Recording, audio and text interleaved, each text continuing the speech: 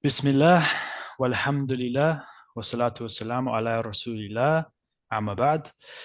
Hello and welcome to a first, certainly on my channel, starting to get more folk involved, create what I've been talking about for a long time, which is actually a dialogue rather than a monologue.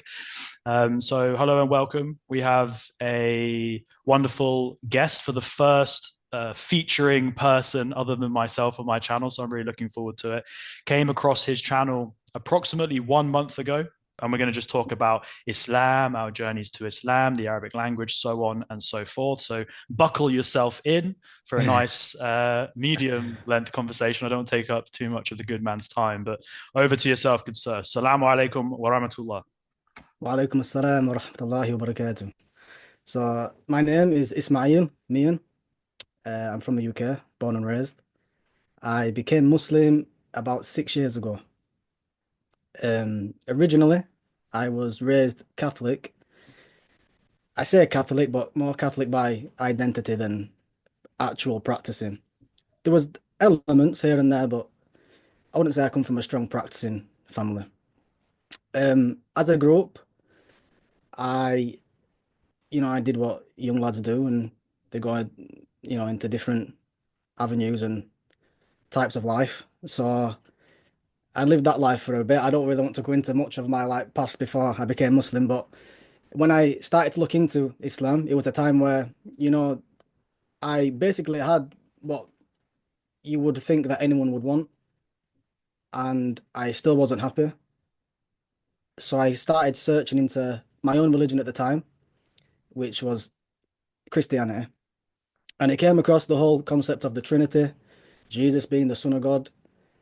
Um, and for me, I knew that, we said that Jesus was the Son of God, but the reality of it didn't really sink in, that it just made no sense that God had a son, but they also say Jesus is God, but then God prays to God, and it just made the Trinity made no sense to me. So I started looking into it. I looked into different religions actually, and I came across Islam. And what they said about Jesus made complete sense to me, about him being a prophet and a messenger and not the Son of God. And I basically felt that that's kind of what I believed about Jesus anyway, even though I was a Christian. That's what made sense to me. So because of that, I looked into it further. I looked into the prophethood of Muhammad sallallahu alaihi wasallam, and after that, I realized he was a true prophet. I believed in Allah. I believed in one God. I believed that Muhammad was his servant, his messenger. And I thought, this is it. Like, this is the truth. Then after that, I should add that I grew up with Muslims. I'm from a city where it's quite a heavy Muslim population. So I was aware of Islam, and I was quite close to some Muslims. There were some of my dad's friends actually, and I used to call them my uncles when I was younger and stuff. And so I went to one of them and I told him, I've been looking into the Deen, and I want to become Muslim. So he said, just repeat after me, and I took the Shahada with him. And since then, that hole that was inside me, that unhappiness and that emptiness that I felt, was filled. And from then on, like, I was content. I knew the purpose, the reason why I was here. What's after this life, and whether I'm rich, poor, or anything now. Alhamdulillah, I'm just Alhamdulillah. happy. Beautiful, mashallah. Jamil Jaddan, mashallah. Jamil Very jiddan. beautiful, very beautiful. So if I may ask, I'm guessing we're about the same age, bro. So I'm 28, I'm you 30, yeah. 30. Yeah. So obviously you're 24. I've been Muslim for 3 years, so I was 25 when I embraced Mm, Islam. So we embraced Islam at relatively similar times. yeah. If you could just to go into a bit more detail into what you said, if you could just rewind then. So obviously, I know you don't want to go into it in too much detail, but you know, I guess a good question to ask is the friends that you grew up with, let's say, at school in your teenage years, or then post school, or take me through that 18 to 24. Yeah. Were they your school friends? What job were you doing? Where were you? You said you also mentioned in there that you kind of that hole in your heart, that lack of happiness, you had everything. So was that kind of friends and you would do? So if you could just go into that a bit more. Yeah. So from 18 to 24 was the period Jahiliyyah. that I was, yeah, that was the era. That was the era that I was talking about. Before that, alhamdulillah, I was just like a normal lad. I was, just normal. I wasn't anything, I wasn't a wild child or anything like that. I was pretty normal. But from 18 to 24, yeah, I got into, you know, uh, certain aspects of life and ways to make money and The that kind of haram. thing. The The haram. haram, yeah, yeah, yeah. But Without for going into, for the non-Muslim, it's not haram. well, This is it's they haven't got the Sharia. Doesn't apply to them. The a lot of Sharia. the yeah, a lot of the people that I was around, it was almost you could say a kind of career path. I'm not even joking. That's kind of how it's viewed. Mm, That's what they're going to be. You know what I mean. And so you're into haram and just the kind of street life and that kind of way of making money and all the rest of it. So when I said that I had everything, I was my own boss. I had money. I just had like everything that like a man could want, but I wasn't happy at all. I was depressed, like really depressed, not wanting to get out of bed. And I just did some soul searching, really. I thought, why am I depressed? Why? Like I've got everything that you could want, and I'm still not happy. And then it's almost like you think these things are going to make you happy until you get them, and you realize that you've still not achieved happiness. So what is it? You know what I mean? Like, why am I here? mm, What's the reason? I did some soul searching after that. mm. Yeah, I think that's a fascinating point because it's it's funny because it's often, well, it's always the people who have got the things that most people aspire to. Mm. People are, for example, they're hunting to get money. Yeah, Whether it yeah, be not fame, but like popularity. Let's say kind of, yeah. they're one of the boys, they've got a girl, the girl's like them, Reputation. reputation, that's it. Yeah, They've got the reputation. They might even have, with reputation and money also comes a little bit of power as well. You're yeah. able to, people respect you, people It's trust like you, pride. pride. Absolutely. Yeah. So it's almost, again, one of the beautiful things before we get into the Deen of Al Islam is it's almost a warning, isn't it? Because not that I was a big guy on the street life, but I was not a perfect soul either.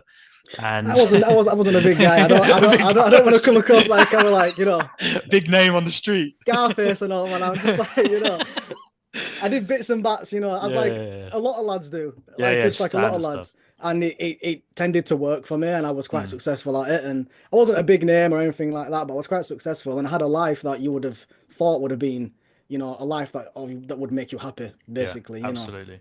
It's a Yeah, warning. It's a warning, isn't it? I think to people who are viewing, who maybe they're curious about Islam, or maybe they are Muslim nominally, but they're not on the straight path. It's a warning that what they think is going to bring them satisfaction and happiness, the money, the glam, the glitz, is just a rabbit hole. It's the tricks of the shaitan. yeah. I was just trying to describe it to someone before, and I said it's almost like chasing smoke.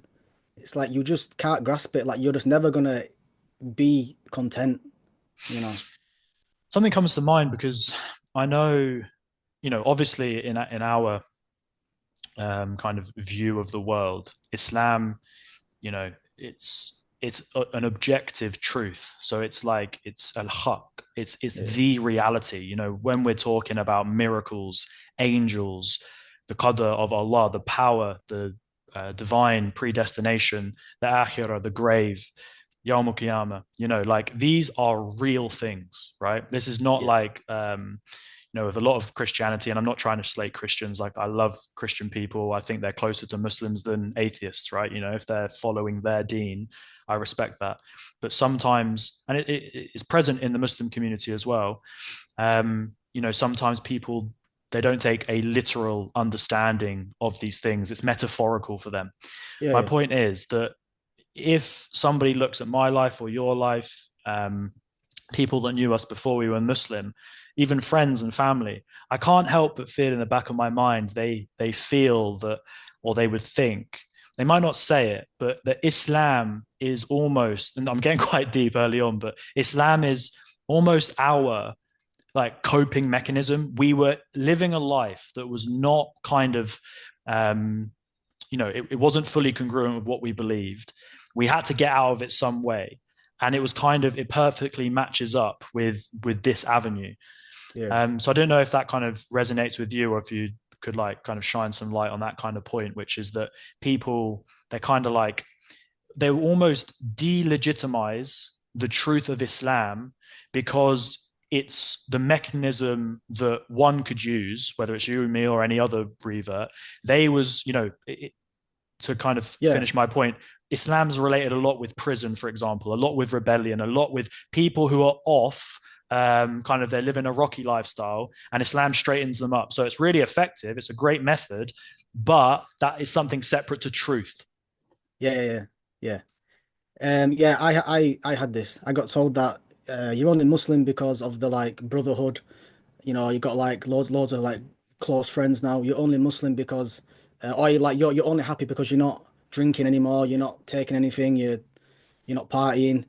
Um, it's everything but that you believe in Allah and the last day and Jannah and Jahannam. It's like to them, it's everything but that. It's like it's almost the do you know the effects that being Muslim has, like the like not the belief, but what your life ends up being like, your the like effects.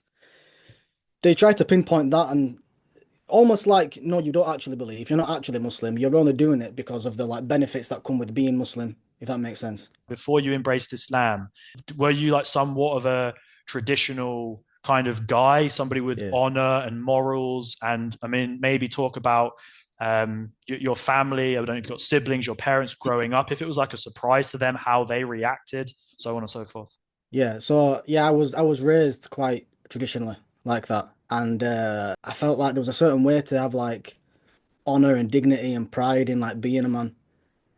And marriage was like one of those things for me where I thought like men, they have wives, like they will get married. They're not going to be just like with this lass and like come on man, like you know what I mean?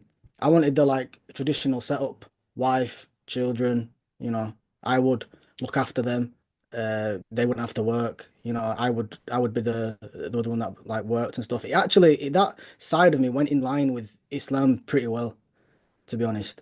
Um so yeah, I was quite um obsessed with that. Like I wanted to be the like traditional man, and I felt like I was for a while. And then when I became Muslim, I did actually struggle for a bit.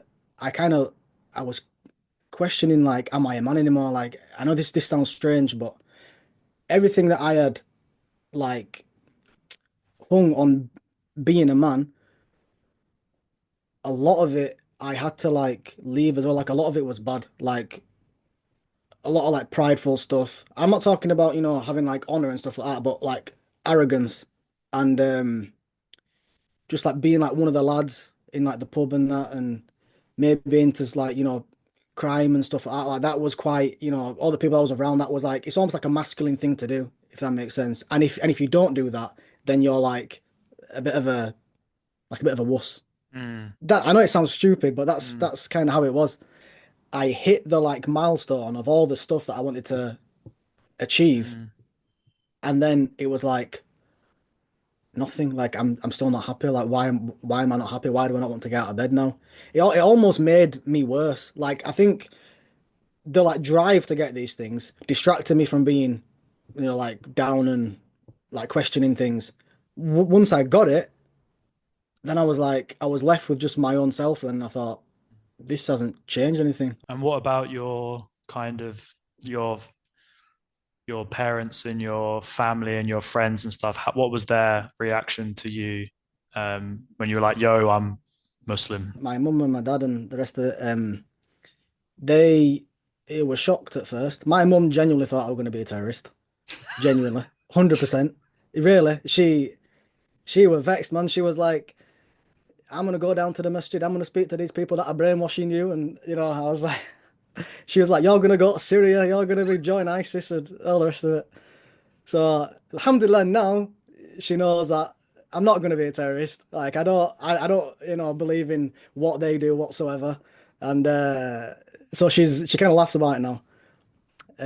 But it took a while, to like come round and whatnot. And my dad as well, like I think for my dad it kind of hurt him more like because you want your son to be like you, I think, you know.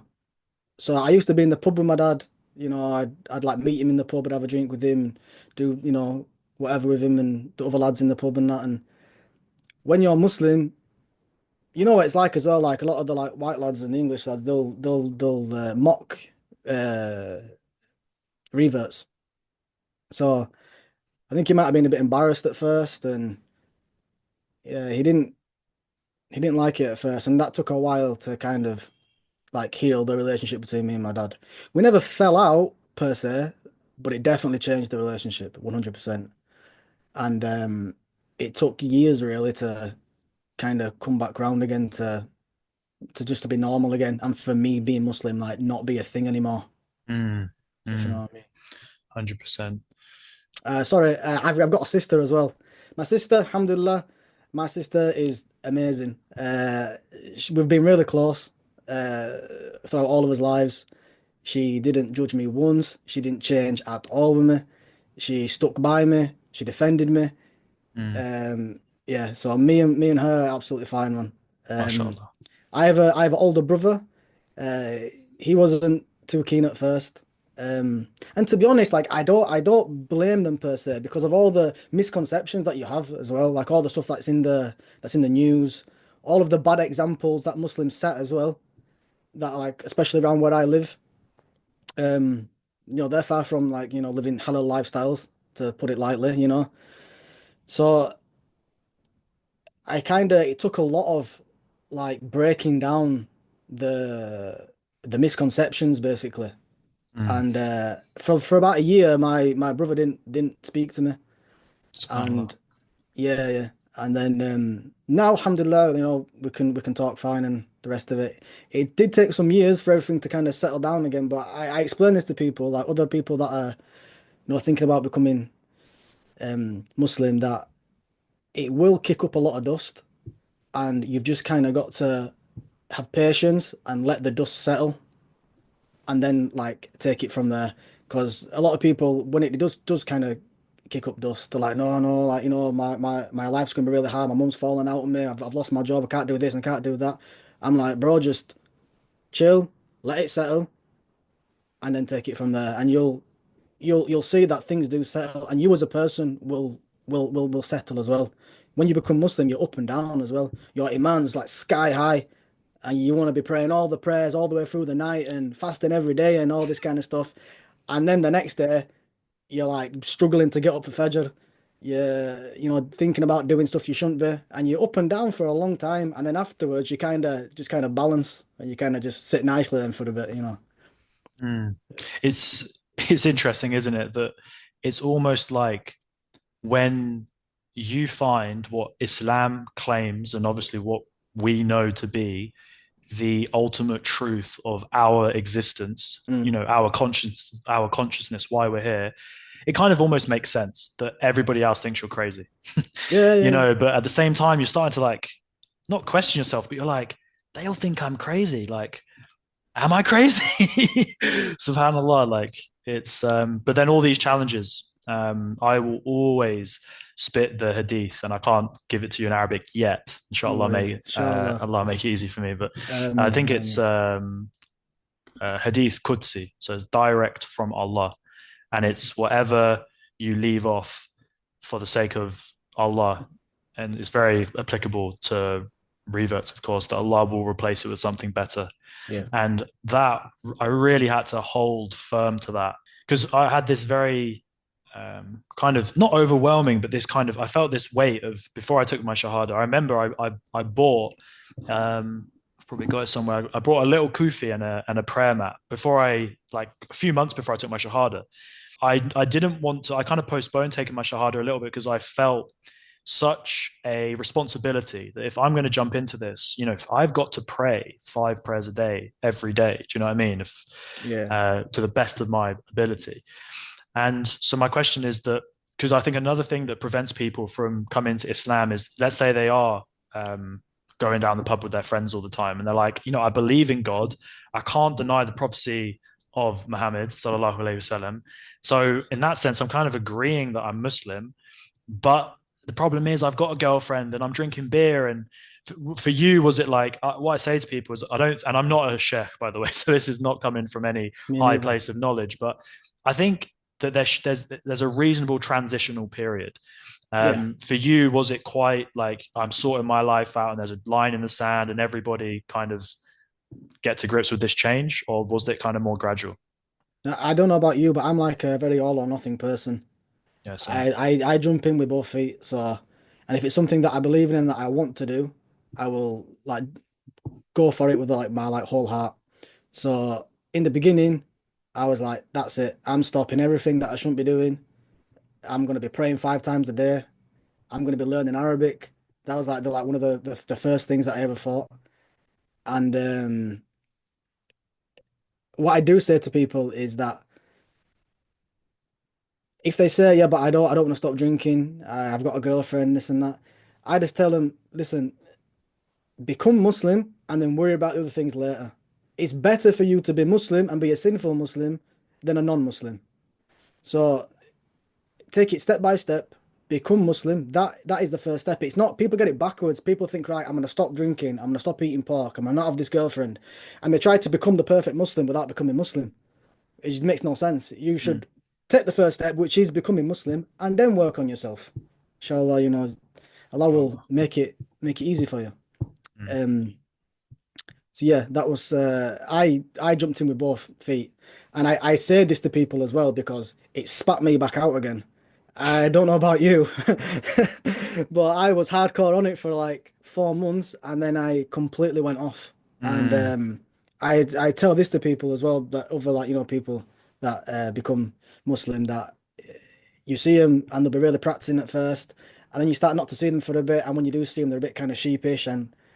I know that they've like fallen off and they're doing things they shouldn't be and whatnot. Mm. And I just tell them, man, it's like it happens, especially in the beginning stages. And a lot of the times, what I found is that when it did happen, I would always come back stronger. I'd come back stronger than I was before it happened. And it happened to me, I'd say twice. Like I kind Mm. of fell off. And then after that, I was like, right, got this now. Mm. You know what I mean? Yeah, absolutely. It's the I remember when I first became Muslim and a brother told me like kind of stay relaxed, be chill because there's, revert burnout is like a legit thing. And I was like, bro, I maybe it is for other people, but not me, bro. I don't burn out. I've But never heard of it being called that. That's yeah, yeah, revert that's burnout. it. Yeah. And to be fair, I did kind of take heed to his point, and I kind of was able to elongate that initial period. But I have to confess that I had a burnout period as well. Um, but the main thing, like you say, is that you know the as Allah says in the Quran, and it's an English paraphrase, of course, but the children of Adam, they you know they're sinners. Yeah. We can't get away from it. And the sin, and I'll say this 100 times so every person that ever comes across the content I do hears it, that in the Semitic languages, sin is to miss the mark. And obviously, no human is perfect. Only Allah is Mm, perfect. So I think people misunderstand the word sin. It's very emotional. They start to get uncomfortable with it, but it's just like we could always do better. And if we kind of slightly miss the bullseye, then we just want to adjust to really be on that straight path. And yeah. um, Someone said this to me about, that all of the children of Adam they like fall into mistakes and whatnot. It said, but Allah loves the tawwabin. And the tawwabin are the people that repent often. It's on the pattern of fa'al. And the patterns in fa'al in the Arabic language indicate to doing something a lot. So if you are tawwabin, you must be sinning a lot as well. But as long as you come back to Allah and you make sincere tawbah, then Allah will forgive, Mm. inshallah. And that's the pride as well. When you almost start to think that you're not sinning, what you think you're perfect, bro. Start to start to Yeah, take a bite of humble pie and realize that the yeah, best thing you can do is seek Allah's forgiveness. I guess you've jumped in with some Arabic wisdom there. So, when it comes to something that I've learned in the last couple of months living in Egypt and starting to kind of really focus in and hone in my life in a more kind of holistically Islamic way is that, and many people know this already, but with increased knowledge, this is the best way that we can increase our iman. yeah, But you said that for you, this was something that started very early. So you're telling us that the Arabic language was kind of synonymous with you embraced Islam, and while you yes, was praying, you was on the Arabic from the off 6 years ago. yeah. So I was, it was like a no-brainer to me. It was that the Arabic language came with being Muslim. I couldn't comprehend how you would spend your life being a Muslim and not know the Arabic language. As in, you're going to pray in this language every day. The whole religion is in this language. And I thought, how am I going to spend the rest of my life being like a tourist in my own like deen? You know what I mean? Like not really being able to have true contact with it. Um, so I remember coming across this as well when I first became Muslim. Uh, I think it was the brother or the uncle that I took Shahada with. I think it was him that told me there was that like Muslims. He was Pakistani, and he said that we don't actually understand the like Book of Allah. Like we don't know. Like we speak Urdu and like probably Punjabi and stuff like this. And I was like, are you joking? I thought he was joking. I was like, what do you mean? And he was like, no, no, no, really, like 90% of the Muslims around here do not understand what is in the Book of Allah. And I thought, how? Like, so what are you reading? Like, how can you take like guidance from it if you don't understand what it says? Like, it's not just to like sound nice, is it? Like, there's a reason it was like revealed. It was revealed to be followed, and if you can't understand it, then you can't follow it. So like, Mm, you know what I mean? mm. So straight away, I went down to my local mosque and I said, "All right, I've become Muslim. I need to learn Arabic." And he was like, "Oh, we don't teach it." Subhanallah. I was like, "What? Eh?" Like, I was baffled, baffled. So then I went to a different mosque and I started doing Qaida, started learning Alif, Ba, Tan, Um, and then I went on to taking online lessons. And from there, I just never stopped. And to be honest, it turned from a necessity to a passion. Now I really love it. I absolutely love it. I love everything to do with it. I love dialects. I love like anything to do with like language learning and the Arabic language and like the culture of the Arabs and everything. But it started out of being just a pure necessity of becoming Muslim, basically. Mm.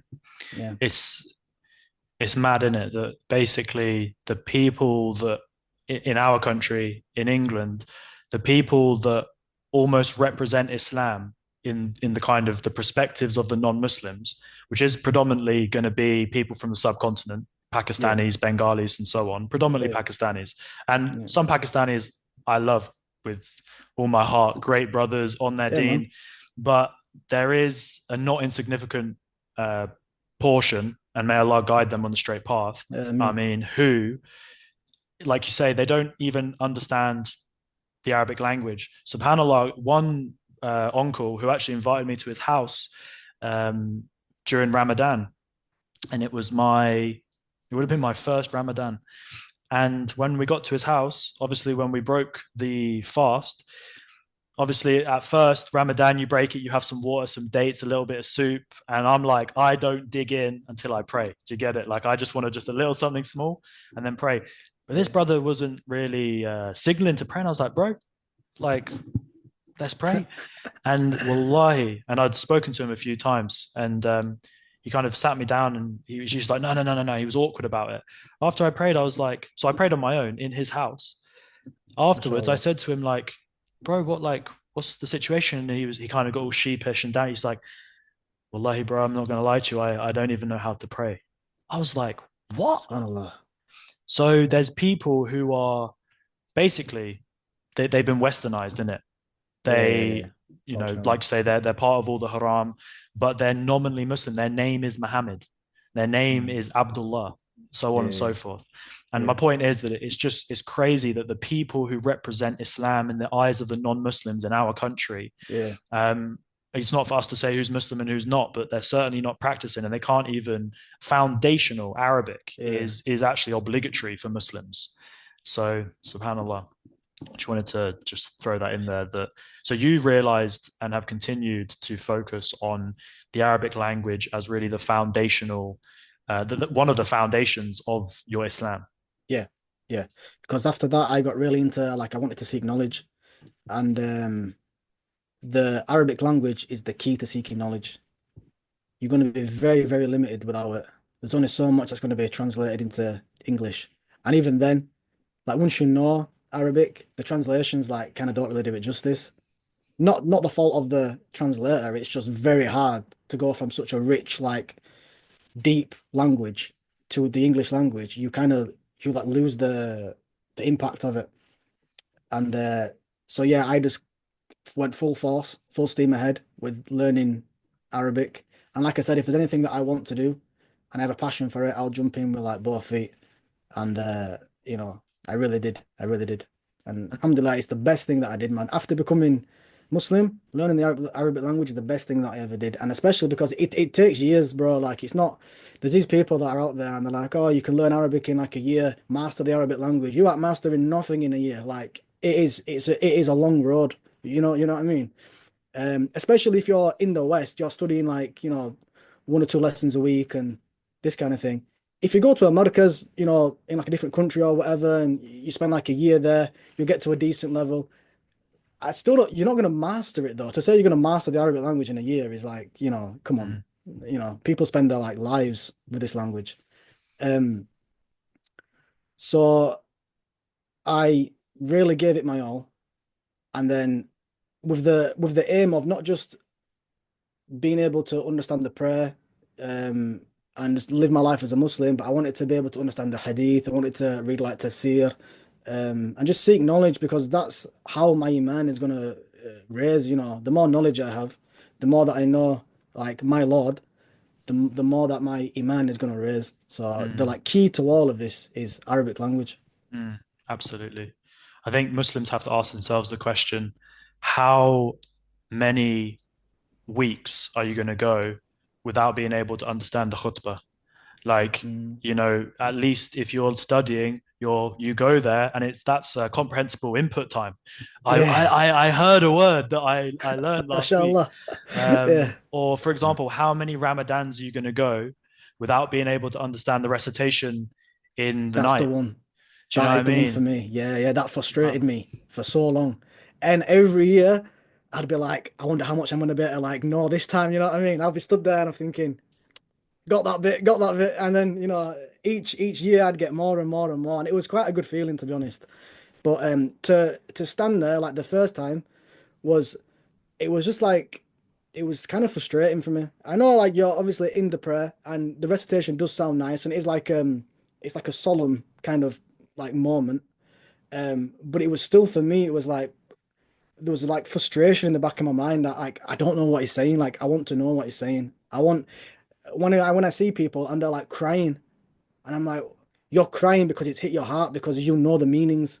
You know what I mean? For me, it just kind of sounds nice, and that's that's Mm, that's how I felt for ages until I understood more, and then when you do finally stand in the prayer and you understand what is being recited, it is a different feeling. You couldn't give mm, me £1 million for the Arabic language, not a chance. I would not take it off you, honestly. mm. MashaAllah. Yeah. How did you feel? Like, what could you share your experience of your first Ramadan? How quickly did that come around after you took your Shahada? I think it's quite a while. I think I became Muslim in like autumn, and then Ramadan was in like summer, so I just missed Ramadan. So it was like quite a while. But my first one was I loved my first one. I really did. It was good. I was I didn't do it great though. I was like sleeping through the day and then like up all night. Like I didn't really realize that you were supposed to be like up through the day, reciting Quran, fasting. I was fasting, but I wasn't making the most of my days basically. But yeah, the like night prayers and stuff. I yeah, I proper loved it, man. It was really nice. And then breaking the fast as well with all the brothers from different like regions and stuff as well. There were like Syrian brothers like bringing food, like Kurdish brothers bringing food, like all the different brothers with different foods and stuff. And it was really nice that you're all from different areas, all from different countries, different backgrounds and that, but you're united upon Mm, this. You know what I mean? mm. It was really That's nice. definitely one of the beauties that certainly is highlighted in Ramadan is the diversity. Yeah. And yeah, that is certainly beautiful. So you were studying Arabic for quite some time, and then there was obviously the reason why we're talking here today is because I come across your YouTube channel. Yeah. Like I say, the beautiful algorithm. Um, so what was your kind of thought process leading up to you starting the channel? I know there was a name change. What is your intentions, and Yeah. what do you want to kind of yeah, your ultimate purpose with it? Um, I never thought I would have a YouTube channel. I never thought I would be on YouTube like this, to be honest. I am the most introvert person ever. Um, but it was just my passion and my love for the language that it kind of just pushed me to it and drove me to it. And it's quite strange as well. I feel like a different person when I speak Arabic as well. I feel like I'm more outgoing, um, which is kind of strange. Um, so I wanted to teach this language because it's changed my life, and I believe it's like the like number one thing that if Muslims do, it's going to change their life as well. Just to understand, you know, the like not even just the like Book of Allah, just the religion as a whole. You know what I mean? So I really wanted to teach the people this, and I thought, well, how am I going to do this? Like the only way these days is YouTube and all these kind of means. So I plucked up the courage. I created a channel, uploaded some really bad quality videos at first, and alhamdulillah, like after I broke the ice, I just kind of I got the ball rolling, and then I really got into it. And you know, for me as well, um, I never, I didn't know what I wanted to do with my life, like after I became Muslim, because all of my life before I became Muslim, like I couldn't carry that on, and I was like. I felt like I just didn't have like a way in life anymore. I felt like I was just going to be working just like a normal 9 to 5 for the rest of my life and just be soul destroyed every day. And like I couldn't even do that before I became Muslim. That's why I ended up doing what I was doing. And I I came to the like I had the epiphany, if you want to say that, that Arabic language is my passion. And if I could, make a living teaching the Arabic language, that's rewarding this life and the next, inshallah. Allah. And and since I've been doing it, like I've been like so happy. Like I love it, man. I proper love Mm, it. Yeah, mm.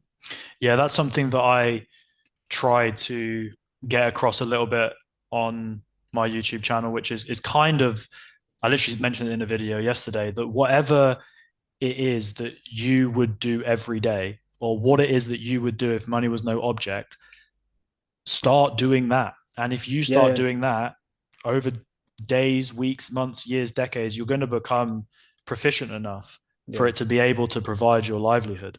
Yeah, it was weird. I never thought that learning Arabic was going to be like the way I was going to make a living later on. When I first learned it, it was strictly because I was Muslim and I needed to know the Arabic language for my own deen.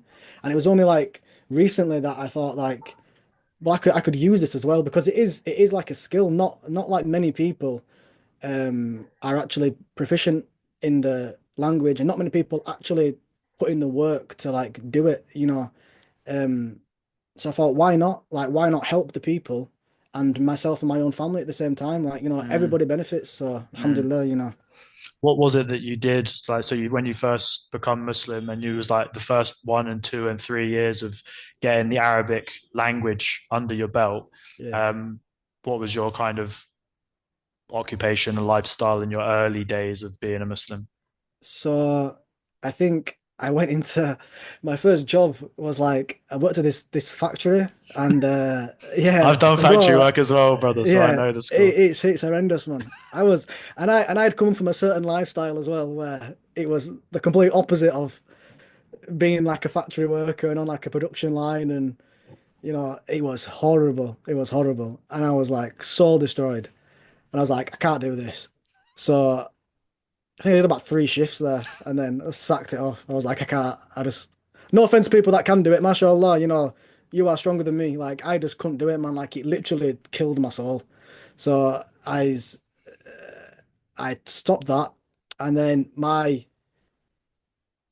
a cousin of mine, he's a joiner and he gave me a job working for him as a apprentice. I went to college and everything, bro. I went to college. I was like, uh, I was about 26 when I went to college, I think, something like this. And that was a humbling experience as well, to be in a classroom with 16-year-olds and you're 26 and all the rest of it. And I was a joiner for a while. And although like it was better than being in a factory, it was better than being a factory worker, it was still hard, bro. Like to like pray. I was praying in people's garages. I was praying in like the woods, praying in car parks. Like and had every day it like ground me down because I had the weight and the pressure that is like, where am I going to pray today? And I'm quite like an anxious person anyway, so it's just not nice like having to pray in public in front of everyone, people walking past, people driving past might say things, and I'd hated it. There was one time I was working in this woman's house and she'd like left the house and we were like working in it. So I thought, right, I'll quickly just pray now. Started praying and she forgot her keys and came back in. And I was like, well, I can't break the prayer now. So I'm like stood in a house praying, and bless her, she were like sneaking around, like trying to find the keys, being really nice about it. And then afterwards, I'm like, I'm really sorry, but I had to pray. She's like, no, no, it's fine, it's fine. But I've had these like situations so many times that I just, I just got sick of it. Like Mm, it was too much pressure. It was too of like a grind every day. mm, And like the people I was working with, like my cousin obviously knows me before I was obviously Muslim, and then the other lad that was working, he knew me as well. And to be around people that used to know you before you were Muslim, and were quite close to you as well, it was just difficult every day. It was like, yeah, well, you used to do that. And I'm like, yeah, but I don't do that now. Or it's like, oh, just come for a pint on like way home. No, I can't. Well, can you just come in then? I'm like, I don't want to come in. All right, well, even going to the shop to go get butties, bacon butties and that. And I'm like, bro, I can't get bacon butties. Turning on the like radio, I can't turn on the radio. Like, there's so many stuff where it was just like mm, you went like I ended up feeling demasculated because of it, and I mm, felt like a really like mm, how to explain. I kind of like a goody two. I can't do this and I can't do that, and mm, it just killed me for like a long time. And I was a apprentice, and I'd gone from being like someone who was like working for himself, quite successful, earning a lot of money, doing what he wanted, to like being like at the bottom of the pile, mm. you know. Yeah, I mean, I can certainly relate with that's honestly been the biggest thing in recent times. The job that I was doing before I came to Egypt, we would kind of almost similar to being a joiner, would work in loads of different locations. And so exactly the same thing. I'm praying in car parks on the side of the road, just random places. It's raining. So I'm thinking, yo, I got to find some cover. And Yeah, subhanAllah, now it's and these other things like you say, where you're constantly fighting, kind of having to justify yourself. yeah, yeah, Whereas when you're in a Muslim community, like those kind of things are just so absent. And my friends and family, they forget, not that they forget, but like I haven't been around drugs or alcohol or anything like that for just like literally as long as I can remember. The last time would have been last Christmas or like a year ago or something. I can't even remember. So something that's so casual for them. It would have been the summer actually when I met up with a load of friends in Wales, all of these people that knew me before I was Muslim. And again, I didn't want to, and I don't know if you could speak to this. I didn't want to like completely, you don't want to sever ties or change too quick either, because that feeds into the yeah. I extremist know. narrative. So you're thinking Yeah, like, to start with, maybe, I don't want to, immediately be like, I'm never going in a pub again. I was like, I'll come with you, but I'm not going to stay for long, and I'm not going to drink anything. I have a. But then you sat there with your water with a little lemon in it, and you're thinking like, that's not the point of being here. No, So I get that 100% now. It's like, some days, a fair few days of the week, I'm praying all five um, of the prayers in the mosque. Obviously, in the UK, if you try and get to the mosque for maybe one prayer a day, that was it. I remember. Sorry, I'm susceptible to going on, and I no, do go want to for it, get you. man. Is I remember like people being like, "What?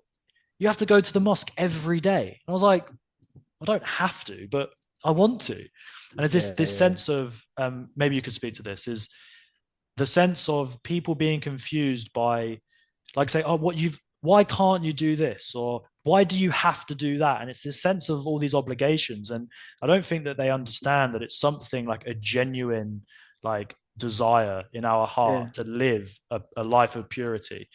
Um, so yeah, was there in the early days or even, several years into it, did you have a lot of people who were kind of confused and questioning and just not kind of they just couldn't get it. They yeah, just wasn't fully yeah, comprehending.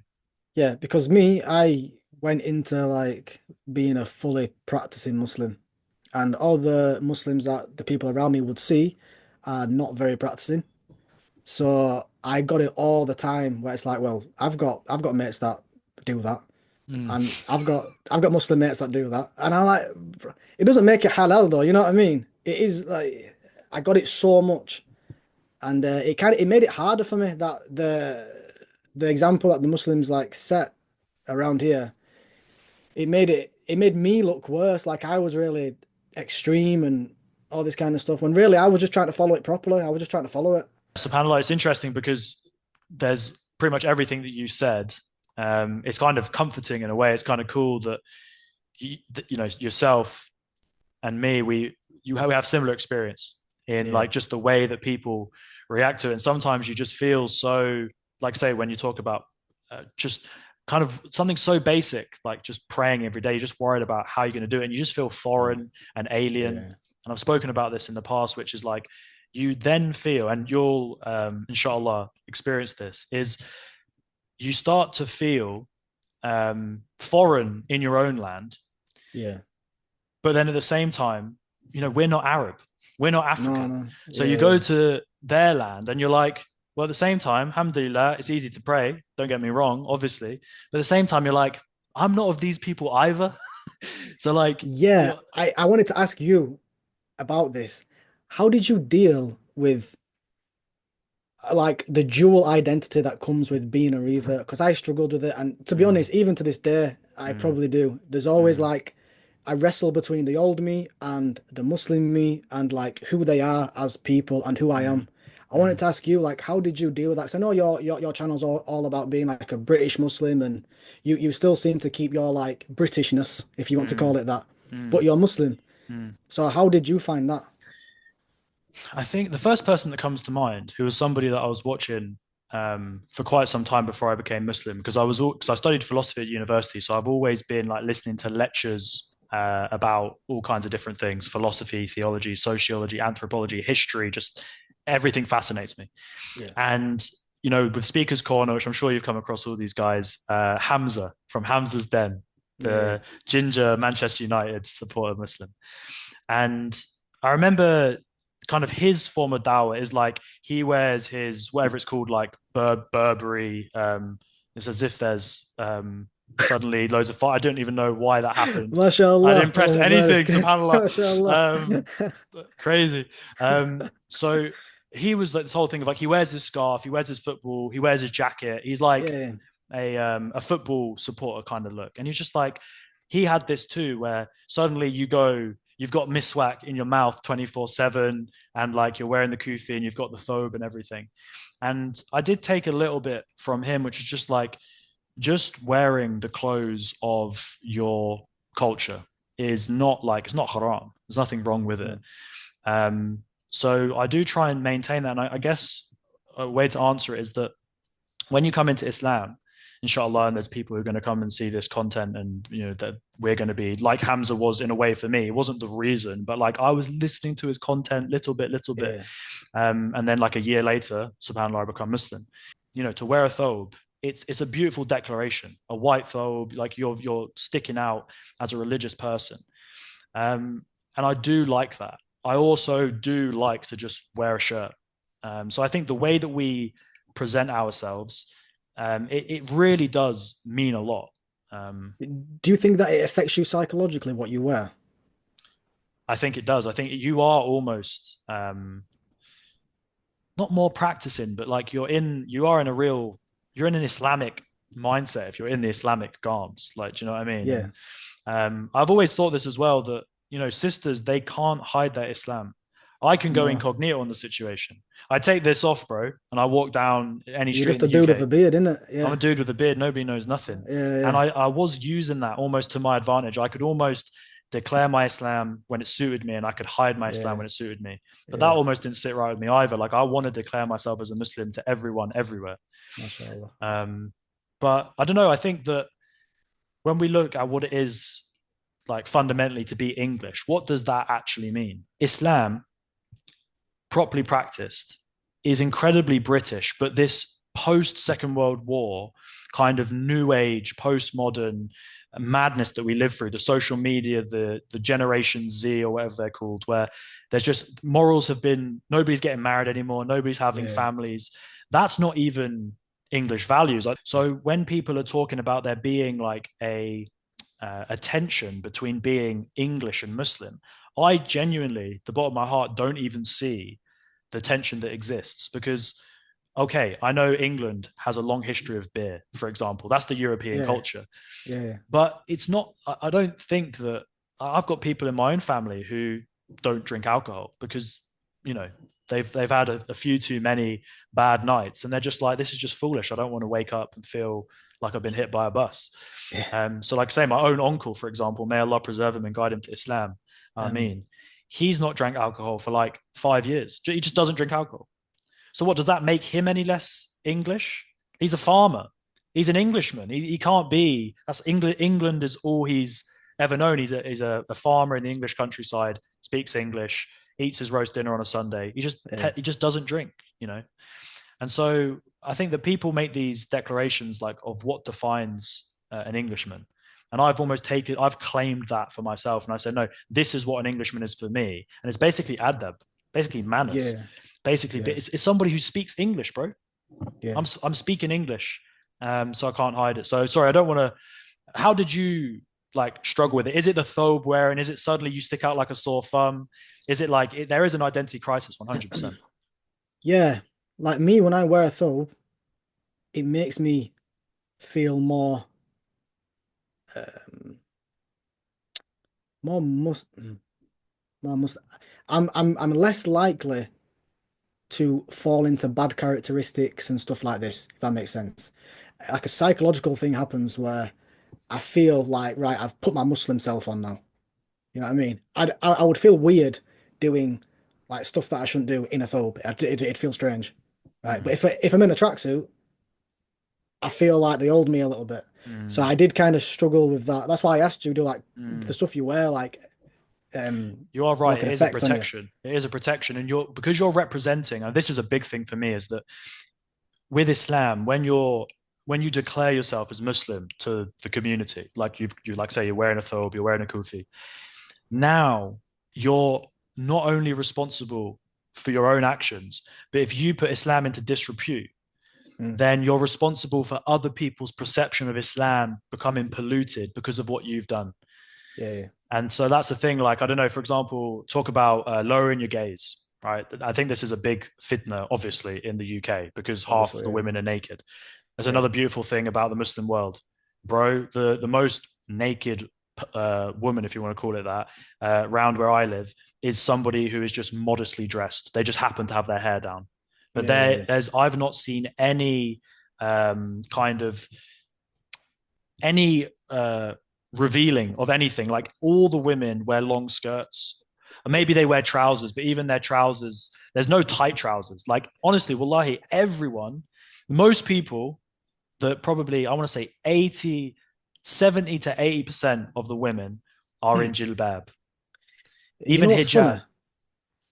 England used to be like this. Like I've got Mm, videos of when I were a kid, and if you look at the women that are on those videos, their skirts are down to their ankles, their arms are covered, they're very like modestly dressed, really modestly dressed. And it's funny how over like not even that long period of time, like when I was a kid, so I'm 30 now, so I'm on about when I was a kid, so maybe like six, seven, that kind of thing. Say like 25 years ago, maybe. It was totally different. They were dressed like a lot more modestly. And to see it change over such a quick period of time, it makes you mm, think, what's it gonna be like soon? You know, mm.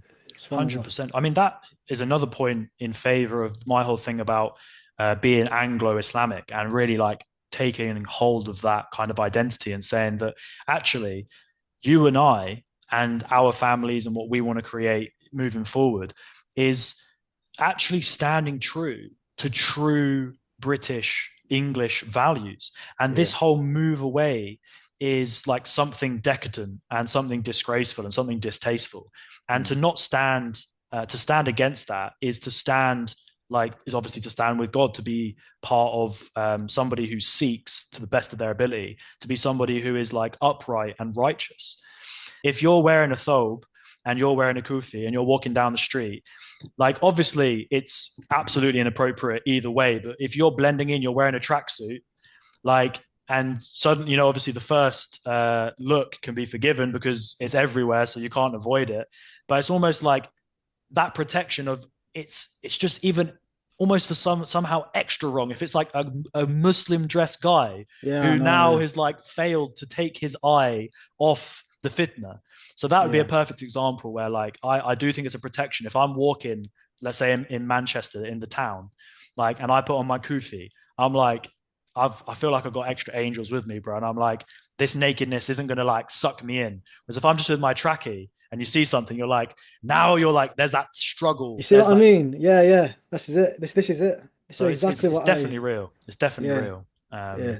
But then there's other problems that come with being dressed that way. Like I've definitely had people who have, I don't take no notice of it, but people do kind of, and it's not that common. But around Manchester, for example, you will get usually from somebody who's drunk again, so you don't take any notice. But people who will make comments, and Exactly, yeah. so it's you're in between a rock and a hard place. You are really like there's some areas like where I live that I would go there in a tracksuit just because I just don't want the hassle.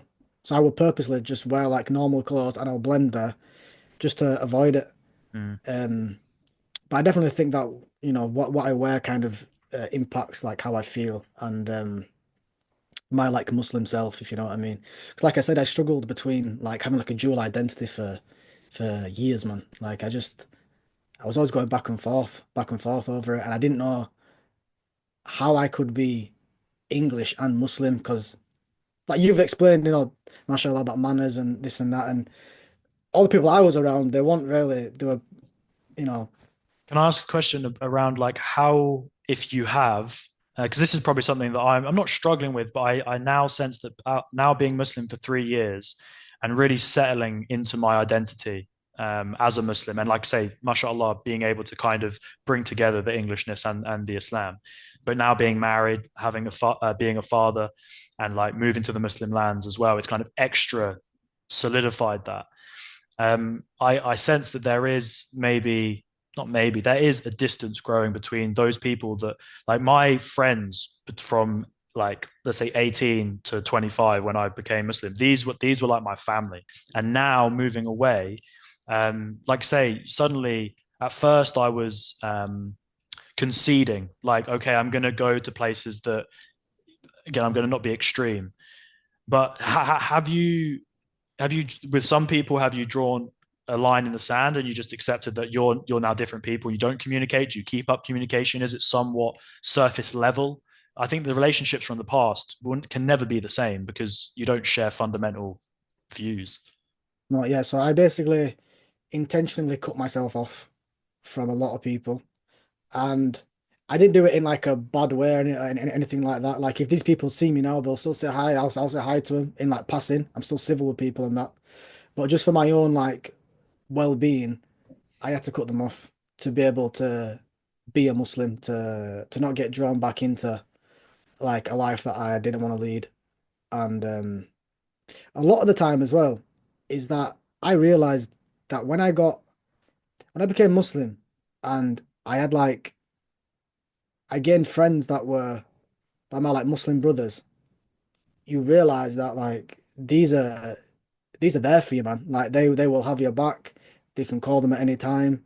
Like, you know, they're like a different league of friends.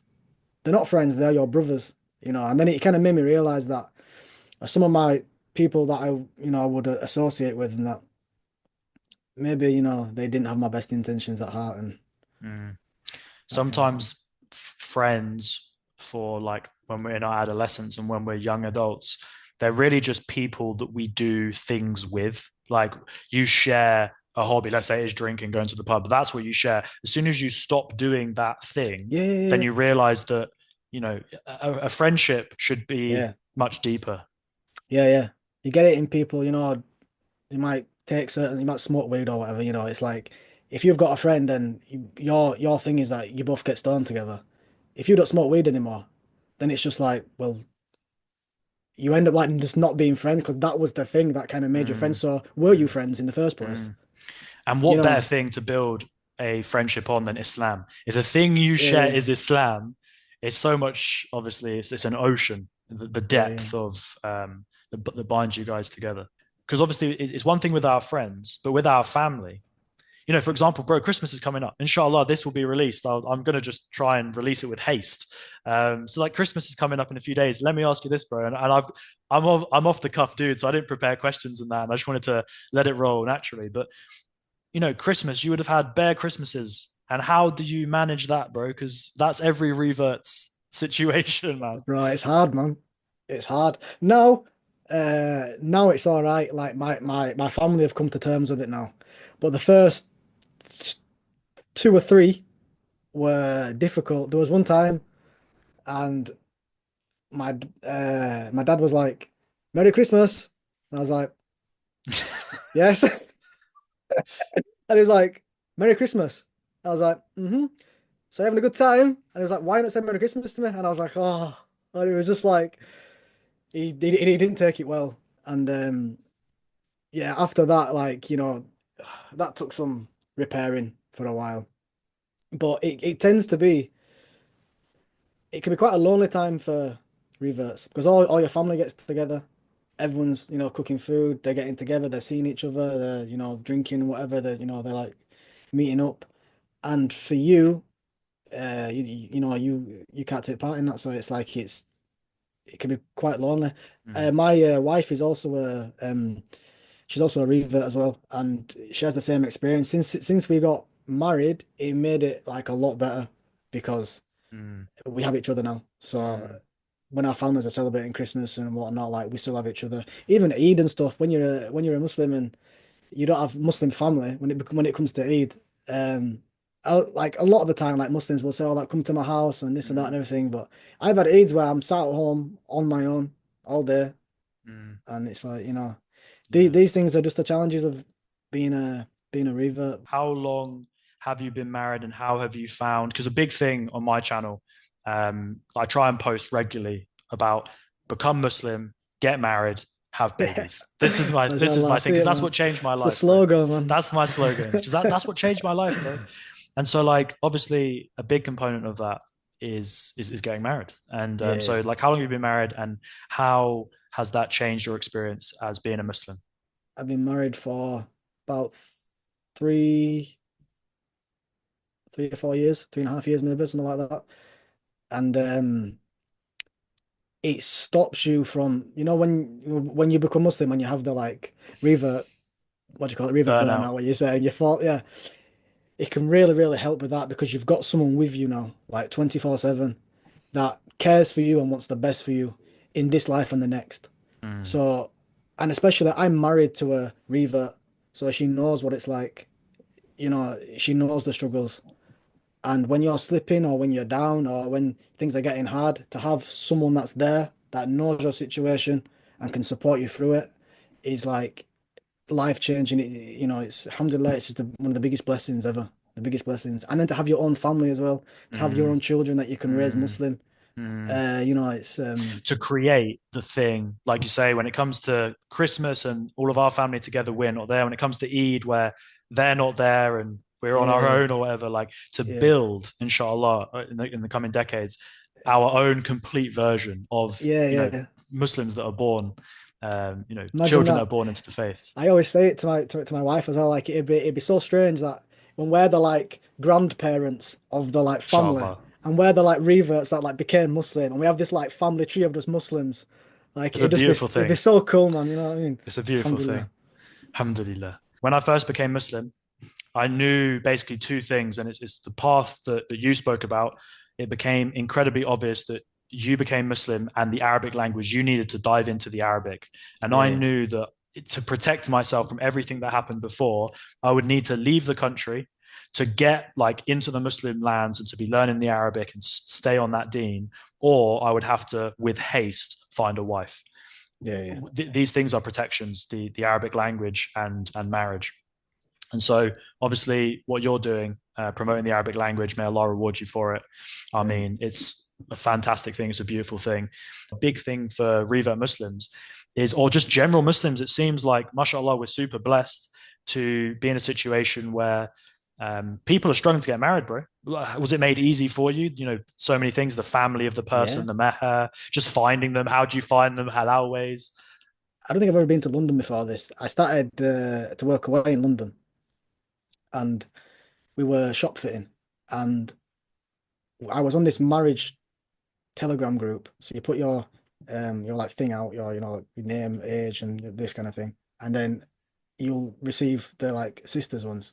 So I seen one and it was Reva, she was living in London, and I thought, like why not? And I think I messaged at the same time that her Waleem messaged me saying like, Mashallah. oh, like I'm interested. I got a message saying, oh, there's a sister here that's interested at like the exact same time. And I was like, that's weird. Um, So I went to go for a meeting with her. She was in uh was it Bethnal what was she now? East London. So Bethnal Green, yeah, Shoreditch. yeah, yeah. So I think it was Bethnal Green. So I went there, had a meeting with her. But her Wali, it wasn't her father because obviously, her father's not Muslim and all the rest of it. She was working for a Muslim man in this shop. So he just kind of sat there, didn't just kind of made sure everything was all right. And we had like our first meeting. Hmm. Everything went well, but I wanted to have like another meeting again just to like kind of just to like make sure, Um, so this time she said like come to my house, meet my like fam, my mum and my dad and stuff like that. And for me, it was like so alien. Like this is so weird. Bless her, it'd be weird for her. It's weird for me. It's weird for her parents. It's just weird for everyone that's involved in this situation. So I've knocked on this guy's door and I'm like, "Hi, I want to marry your daughter." It's like this guy's never seen me before. Second time I've met his daughter, and no, I was blessed with like my in-laws are really really cool, man. My father-in-law is like the chillest guy ever. He's so chill. Like he didn't try to like be that kind of man where he was so chill. And I sat down, spoke about just normal things, tried to keep it as normal as I could because I was aware that her parents weren't Muslim, so I didn't want to go to that kind of way out. And yeah, just kind of took it from there and decided to get married. And then we got married and she moved up to where I live up in the north. So Islamic marriage as well is like it's like very logical as well. You will sit and just be straight up with them and be like, how many kids do you want? Like Hmm. what do you want to do with your life? What like where do you want to live? Like you'll just be ask all these questions. I know loads of people that they got together, they spent years together. These like non what is it, Muslims, and then one of them wants kids, another one doesn't, and they end up splitting. And they've just Hmm. wasted 10 years of their life being together. One wants kids, the other one doesn't. For us, it's like the cards are on the table. You tell them like about yourself, you tell them what you want, tell them what you're looking for, all the rest of it. And it's like, It's I very think it's a pretty practical. logical way, It's a no-brainer, man. I mean, yeah. this is also another reason why I wanted to kind of like talk to the online community and do my own little kind of sharing my life and giving dawah, because I get that some people they might struggle with, um, the night journey, like the miraculous side of Islam. I can Yeah. understand why they, if they're quite rigid and they're very like scientific and materialist, I can get why they would struggle with the more kind of spiritual, miraculous side of Islam. But the thing that I do not get, bro, is like all of these really obvious, rational and practical things in Islam, where it's just like this lifestyle improves your life. You're not going to Yeah. get sucked into all of the ills of society, No, no, debt and confusion and lack of fulfillment. It's, no, no. it's the most clear and obvious path possible. And sometimes, Allah says it in the Quran uh, consistently. The noble Prophet Muhammad sallallahu alaihi wasallam will be reminded, and again I'm paraphrasing here, but like, don't stress, don't lose sleep over the non-believers. Like, you're just a man, you can't convert them. That's from Allah. Allah's going to place that in their hearts. And sometimes you almost want to just like shake people and be like, you say yourself that you're not happy. You say Yeah. yourself that you're directionless. But it's almost like, I don't know, you're stuck. You're stuck Yeah. in the Yeah. lifestyle that you don't want to be in. Um, so yeah, where can, inshallah, this will be the first of many conversations, like I say, where can, I could talk for another 2 hours, bro, but I'm conscious that I'm already in this interview setting. I've been talking too much, and this is something I'm going to try and improve on as No, I mashallah. as I learn Inshallah and is grow. good. But where can people find you, and like, what is it that you can offer them? So my YouTube is Ismaa'eel Meehan. It's just my name. And I teach the Arabic language. I give one-to-one lessons and group sessions, but I'm also inshallah going to be releasing maybe some books soon, like some recorded lessons of some famous books, and inshallah I'll release my own program in the near future. It probably will take some time, but inshallah it will be coming. So if you want to learn the Arabic language, then visit my channel and take a look, inshallah. Okay, fantastic. And in relation to the course that you're kind of formulating now, Mm. what are the kind of, I think I have seen in one of your videos, did you talk about Stephen Krashen? Yeah. Yeah, because I've been loving language learning and stuff for quite some time, but it was never Arabic. In fact, one of the issues that I had was I was studying Mandarin Chinese before I embraced Islam, and Hmm. that was really something I invested time into to get to the basic grips of that language, which is kind of just as foreign and complex in many Yeah. ways as Arabic. But my point is, sorry to go off tangent, is what when you're formulating it, what are the key kind of linguistic principles, or how do you think people, you might have seen Abu Tauba Timbuktu Institute. He's got a program coming out to like speak within 90 days, but he's focusing purely on speaking and Right. communicating rather than being able to like read and write, for example. So what's Okay. kind of your things do you gravitate to, and what's your program going to be based on? So mine is the opposite. I focus heavily on input. So listening and reading, and in particular, like an immersive approach. So what I do is I try to create an immersive environment wherever I am. This is me personally, like now still. I will listen to Arabic 24/7. I will watch things in Arabic. I will read books in Arabic. And the number one factor of whether you're going to be successful in this language or not is the amount of time that you spend with it. So people, they'll have like one Arabic lesson a week, and then from that lesson to the next lesson, do nothing, and then think that they're at some point going to learn Arabic. I don't think you would ever learn Arabic in your entire life if you did that. It's just not going to happen. Language is like a living, breathing thing. You need to treat this like a language. So my approach would be heavy input. So right now, I am uh, I'm recording a book right now. It's it's actually Medina book one. So this book, it's not This. actually, yeah,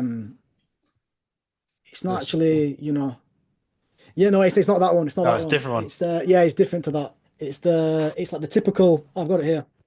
I know you mentioned That one, you mentioned this one earlier. That's like the number Al-Qaeda. one starting Al-Qaeda, yeah. starting on the. Yeah. Yeah, I've seen that on So I've seen that online on Amazon and eBay and that. yeah, so Medina, this what's it one, called? Medina. it's just the Arabic course. It's just known as the Medina books. They teach it in the Medina University. Um So basically, when I did that book, when I very first started learning, I just did it like twice a week, like revised like through the week and all that just like normal stuff. And then I completed it. And then I think I was trying to listen to something and I was like, I didn't get understand anything that was going on. And I was like, I've just spent like months and months doing this book and I still don't understand anything.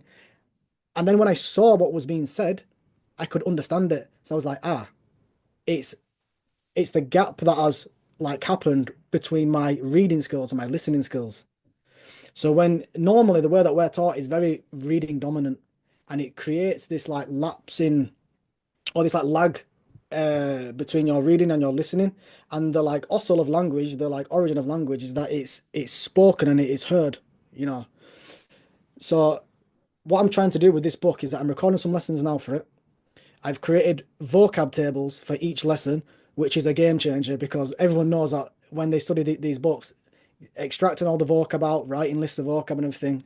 I've done that for them, so it's all into nice tables. I've given the plurals for the words, the verbs they have like the like tasrif, you know, like the dhaba, yadhabu, idhab, dhahab, all that kind of stuff.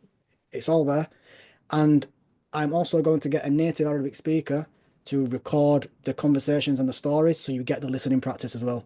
So Mm, inshallah, it's just more of a test just on this Medina Book One that I want to release it in this way and see what the response is like, see what the results are like from the students that try it.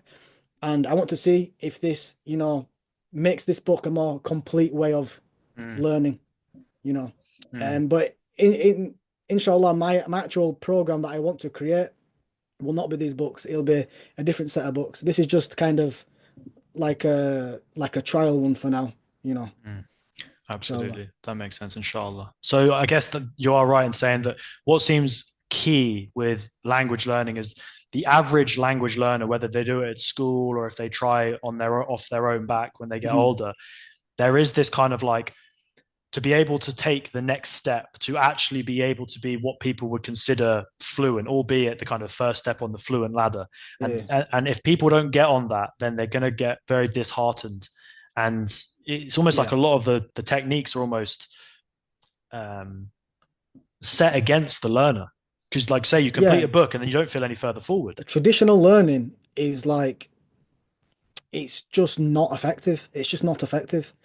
It's we learn language these days very consciously, and language is like a subconscious thing.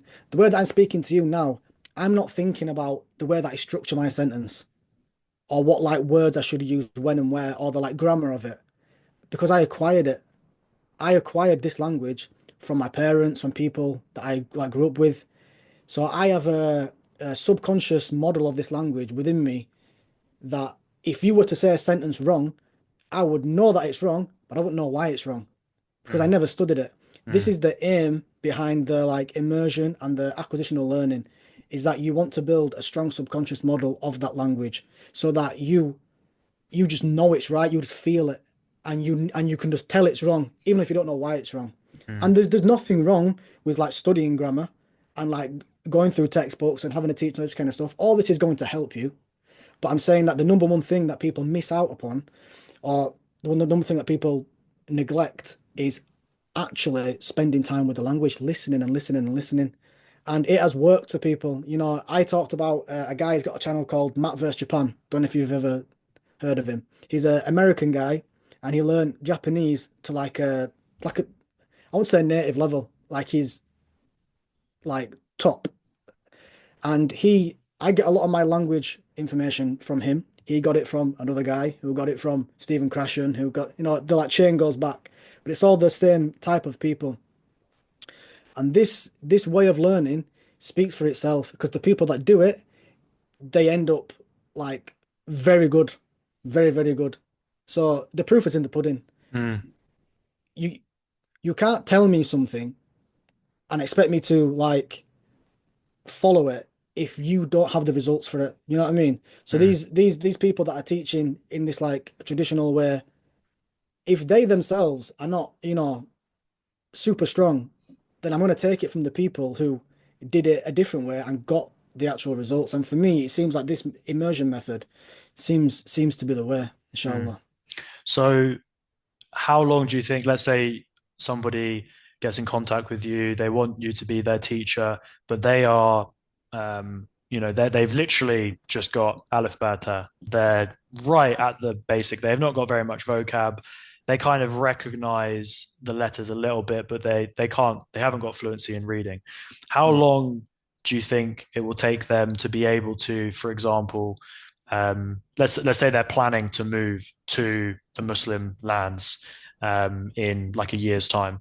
Do you think it's Yeah. reasonable that in a year, because like you've been doing it for 6 years, and I'm sure that you've had many different times of kind of plateau and frustration, Yeah, yeah, yeah, staying with it. So, what do you think? How do you see yourself that first year compared to where you are now in your sixth year? yeah. How far can they get, and how far can they go after much longer, like where you are? Right. 2 seconds, my computer's gonna die. Seconds.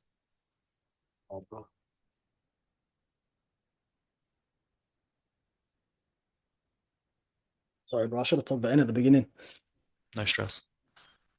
All dark now, isn't it? Anyway, um, so the question, yeah, learning Arabic is a long road. It's not quick and it's not easy, but learning it upon an effective method will make you avoid a lot of the pitfalls that a lot of us fall into, like I did. I believe that my uh like the length it took the length of time it took me to learn the Arabic language could have been greatly shortened if I knew what I knew now. So that's what I'm trying to give people to like tell them like to avoid this, don't do that, do this, do that, and you will improve a lot quickly. So until I found this like method, I realized that like I was probably consciously pretty decent at grammar, but I had no language skills, no language skills, not even listening skills. So from me starting this, I noticed a huge like boost, Mm, and I got and the way that you do it in the immersion method is that you focus on the input, and the input then will kind of produce the output because you like say what you hear basically. You don't like produce the language from not hearing anything. So I got a load of input. I started listening loads, watching loads, and then I realized my understanding went like it increased massively, and then my speaking followed. And to be honest, even now though, and I've been learning for like years.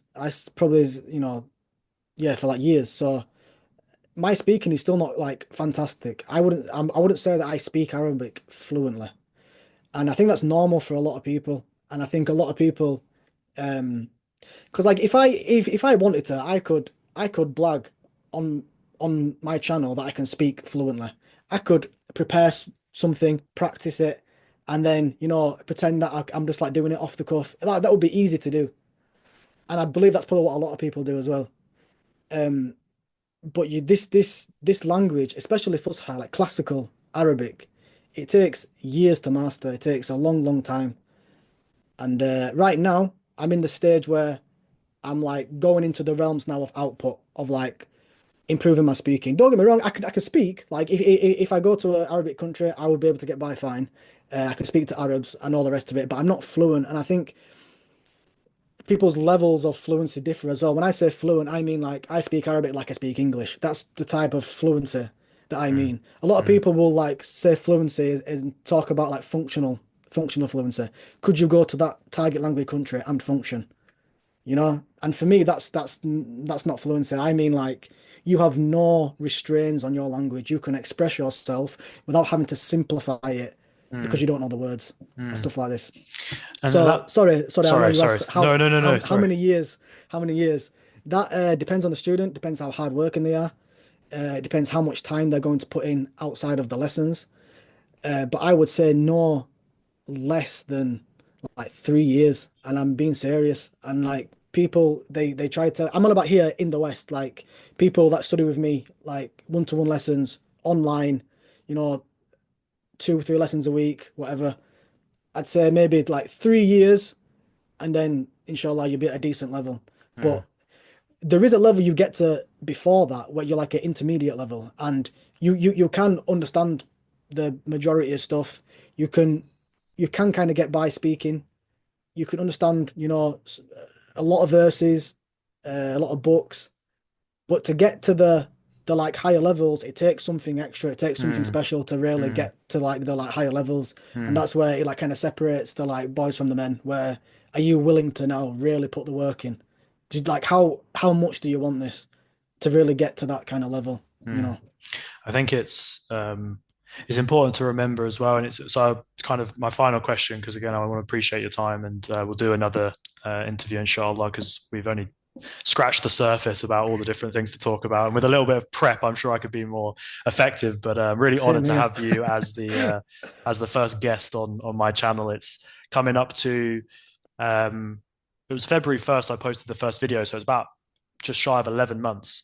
And so I'm really happy to kind of get the ball rolling and you be the kind of the domino for me to have loads of other people on the channel as well. But I Inshallah. guess I wanted to say first and foremost that as we know, everything is from Allah. So a big thing when it comes to language acquisition is going to be like literally begging Allah on the regular to make Yeah. it easy for you and Yes. to allow you to maintain consistency because that's a big part as well, right? Yeah. And my final question is related actually to that immersion and that input is something that I think a lot of people will experience, especially in the early stages, is that almost feeling that imposter syndrome of like when you don't know anything, everything you listen to, none of it's really landing. So like is it just like an understanding of the longevity that like sticking with it and just taking the small the small wins, like I mentioned earlier with the khutbah, you recognize a word and you're like, Yeah. bingo, I got that. So how And do that you will deal with spur that? you on. Yeah. Like when that happens, that spurs you on, and you're like, yes, I got that, and then a little bit more will happen, and it keeps you going and keeps you going. But even if you don't understand anything, just listening to the language in general will be beneficial to you. Even just basically, your ears right now are not, or someone who doesn't know, are not tuned to the phonics of the Arabic language. You can't pick out the individual sounds that is being made. It all sounds like gibberish to you. So just listening to it, even if you didn't understand what they're saying, is still beneficial because you need time to tune your ears, and the only way you can Mm, do that is by listening to it. mm, So it's uncomfortable, yes. It's frustrating, yes. But is it beneficial? Yes. You like should still do it. And even if you think that you're not understanding stuff as well, subconsciously, your brain is very, very good at figuring out messages, especially with language. This is how we learn. We pick up our language like this through comprehensible input. So I think I mentioned in like one of my videos, if you're watching like a children's cartoon in Arabic and there's a character and they say هذه كرة هذه كرة and they've got a ball, you're gonna think, oh, كرة must be a ball. So it's through like comprehensible mm, input that you start picking up the language naturally. mm. So just spending time with it, man. I think that's classic Stephen Krasher is like, das ist mein Handen, or whatever it is. Like he's Yeah, like, yeah. das Have ist mein you Hand. have you seen the video where he's like drawing a face and he's drawing ears and eyes and he's speaking in German? I think Mm, he was years ago he did that. It was like the 70s or 80s or something. He did it years ago. And that just shows the power of comprehensible input and your brain understanding messages, you know. mm. Absolutely. People kind of being like something being acted out. So like my own experience, like in the Marquez in Egypt, is that there's no English being spoken. I mean, some of the students will kind of speak a bit of English and or French, and they'll just quite quickly be shouted down, like no English. But it's like when somebody knocks on the door is when he writes on the board. He's basically saying, open your book. He's saying, enter the room. Yeah, He's yeah, yeah. saying, open the page to this number. And suddenly you're like realizing that even if I don't understand what he's saying, I know what he means. And Yeah, yeah, that's a yeah. really strange position to be in. Yeah, you have that for a long time. It's just you'll have a period for years really where you get the gist of the language. You can't say exactly what the guy just said, but you kind of know what he meant. And if someone to ask you to repeat back what he said in Arabic, you probably couldn't either. But you just know what he said. Mm, This is like uh I think what's the guy called? It's the guy that Matt First Japan took inspiration from. He's got the like AJAP method, the all Japanese all the time. I forgot his name.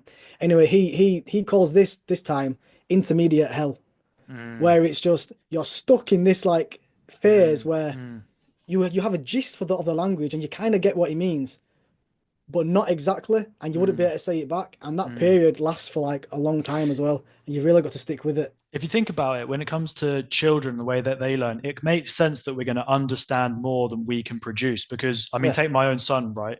I mean, he's in between 1 year and 18 months.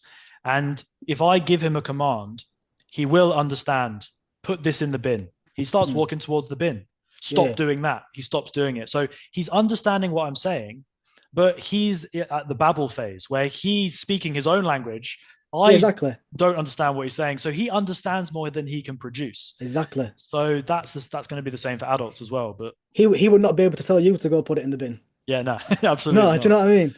So that's how this my method anyway is heavily based upon this. I Mm, believe that input before output is the mm. way to go, and I believe that if you output too early, some people will disagree, and that's fine. If you want to do it your own way, تفضل, you can do what you want. تفضل. But uh, for me, I believe that if you're doing too much output in the early stages from yourself, I don't mean like reading and speaking like from the book. I don't mean that. I mean you formulating sentences from your own self actively and a lot. I think you're going to develop a lot of bad habits in pronunciation, in sentence structures, in just saying things wrong. And the more you do that, it's going to be ingrained and it's going to be Mm, really hard to change later. Like you see the mm, people who learn how to read they learn the like letters wrong basically. mm, So they might make a mm. dhal is zai, Yeah. and they'll be like وَالَّذِينَ آمَنُوا. Mm. And no matter if these have been doing it all their life, no matter how much you tell them, they just can't get rid of it. Bro, I'm hearing that all the time. It's Yeah, yeah. Subhanallah. So this is what you want to avoid at all costs, basically. So input before output. I'm not saying wait, years before you utter a word. I'm not saying that. And if you do a little bit of output, it's fine. I'm on about just make sure the majority of what you're getting is input Mm. and then turn that into output. There's a big difference, and we know this as like living in England and there being people who speak English as a second language. There's a big difference between somebody who their English, you can understand them, but it's really broken. Their pronunciation's really poor. Like, do we want to just get by or do we want to like thrive where you're almost like, mashallah, this is their second language. Yeah, They're almost putting me to shame. yeah. They're really speaking well. And people that do speak early, they can get to like fluency, and people have like done that. It's just I've noticed that the people that have this silent period, they end up uh being closer to native level than the people that talk from the beginning in terms of their pronunciation and how they say things. If a native speaker of that language were to hear them, he would be more inclined to think that they were native than the people that spoke from the beginning. Mm, That's what I found anyway with like people like Matt versus Japan, and there's other people like the guy from Days and Worlds, I think it's called. He learned Swedish. He went to Sweden and people spoke to him like he was Swedish, and he did the same kind of method. mm, And for me, it's like these people are proving that it works, mm, and they're getting to like the highest levels of the language. What we mm, we will like aspire to be. You want to be able to speak and people think you're Arab. You don't want to have like a funny accent and you're saying things wrong and that kind of thing. So I think mm. the input before output is probably your best bet to Mm. avoid that happening, really. That makes sense. Yeah, we're doing a lot of call and response. Like the Ustad will say, I don't know, uh, diff down, diff down. And we say, diff down, diff down, diff down, diff down. Uh, kitabun, kitabun. Like literally, bro, sometimes we're there, an hour's gone by. I've just got like vocab in front of me. We're near the end of the course now, so we've done a lot of other stuff before that. But now it's just like he's saying words, we're repeating them. If he hears something wrong, then he's going to be like, say, Yeah. the words that are pronounced similarly, like dal and dod Mm. or seen and sword or whatever it is. Yeah, Like yeah, if yeah, he yeah. hears these mistakes, then he's gonna like focus in more on that word. But Yeah, I know I yeah. said that was going to be last question, but my final question is going to Bro, be man, come on, man. You've in got me talking about this now, man. in relation to that input. I know you said that you're kind of like Arabic 24/7, but how is it like a situation of like just trying to keep your earphones in all the time? Do you have like a rough um, target where you want to get? You listen to a certain number of lectures. Is it how do you source that? material? Like, Yeah, is it? yeah, Are yeah. you literally listening to Arabic on the regular? You go through Yeah, yeah. series, Yeah, I'm a madman for this one. It's so you've got different types of immersion. You've got active immersion, free flow immersion, and passive immersion. Active immersion is where you're actively concentrating on it and you're sentence mining. Sentence mining meaning that you're picking out vocab that you don't understand, finding out the meaning, recording that down and putting it into an app like Anki. You know what Anki is? So, yeah. It's like a spaced repetition app. Uh, and you use that. and yes, I do. And then you can have free flow immersion where you are actively concentrating, but you're not sentence mining. And then you've got passive immersion where you're not really concentrating. You're kind of half in, half out. So you have to think about in your day when you can implement these three types of immersion. Active immersion is going to be more effective, but it takes a lot of brain power and effort. So you have to do that in a time where you're going to have to be able to give it the brain time, the brain power and the time and the effort. Passive immersion would be like when you're burnt out, but you still want to be able to immerse and benefit from your time. So you can just watch something or listen to something and concentrate, but you don't have to be sentence minding it. And passive immersion is where you're washing the dishes, or you're driving the car, or you're doing anything else. So I have, I don't know if I've got it here. I have a really old little iPod Nano. I will have that with me 24/7. If I go to a shop in Morrison's, I'll be pushing my trolley listening to audiobooks. If I'm driving anywhere, I'll have it in the car. If at home, I'll be watching stuff, sentence mining, audiobooks, sentence mining. If I'm burnt out, I'll just be watching something or listening to something and not doing anything. The second question you said was how do you resource this? This was a major problem for me for a long time. And it's we have an issue that with Fusha, it's not an actively spoken language. But we want to learn Fusha because that's the language of the Quran, the Sunnah, the Hadith, the speech of the scholars, the religion. It's all in classical Arabic. But if classical Arabic's not spoken, how do you hear it? There's some good resources. I found a website called lingualism.com. There's some audiobooks on there. They go up to like a B2 level. So they're pretty decent. They're like intermediate. That will come. It'll give you the story in Arabic with all the harakat. Then it'll give you the story without the harakat. And it'll also give you the translation page by page of the story. Makes it very easy to be able to look up words and whatnot. I would still advise to look them up in a dictionary yourself as well, because sometimes the translations can be off. But they come with a downloadable audio for it. They're great. They're good for sentence mining as well because you've got the words right there. The issue we have with Fusha is that a lot of the time the subtitles, if you're watching something documentary or like whatever it is, they don't match. So how can you Mm, sentence mine? mm. So the audiobooks are great for sentence mining. Is that Documentaries and A1? stuff. Sorry to interrupt. Is that A1 to B2? So, or do you have to, does it jump in a little bit more advanced than Yeah, these straight books beginner? are around about B1, B2, I would say. They might have some A1, A2, but I think they're few and far between. The majority, they have like a 30 books series on modern standard Arabic Fusha at around a B1, B2 level. But even if you're not at that level, I would say that's still beneficial. You can still sentence mine, even if it's a word a page and you're just listening, listening, listening. You keep going over that and adding a word next time on each page, adding a word next time on each page. You'll see the benefits of this, man. It's a powerful way to learn. Um, if you want to learn, like, if you want to do like a free flow immersion, you've got stuff like children's cartoon without music for us. So you type in stuff like رسوم متحرك رسوم متحركة بدون موسيقى or like something like this للأطفال. So like children's cartoons with no music. They're great because they're on your level. They're comprehensible. So comprehensible input works very well with these because, like I said, if you've got a character saying Hadi Hikura, that's going to work Mm, very well if you're like an mm, A1, A2 level. If for some reason that burns your head out because you're an adult and you don't want to watch children's cartoons, which I understand, not everyone has the like drive to put themselves through that. It'd be better for you to watch something like a documentary where the language is not advanced, but you actually are somewhat into it. It's somewhat entertaining to you.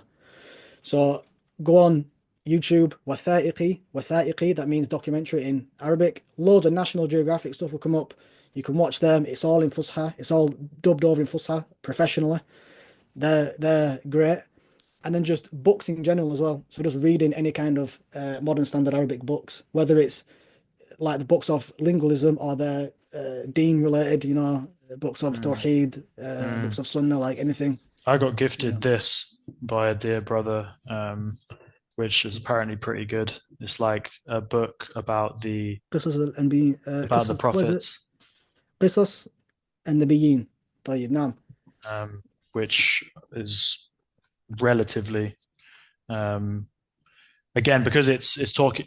One of the things that I think real people forget is actually how much Arabic they know already as a Muslim. Like Yeah, yeah, you're yeah. and one of the issues as well, I think, is like you say, the mispronunciation of words that we're already saying. You know, I need to pray duha, you know, Yeah, or yeah, whatever it is like.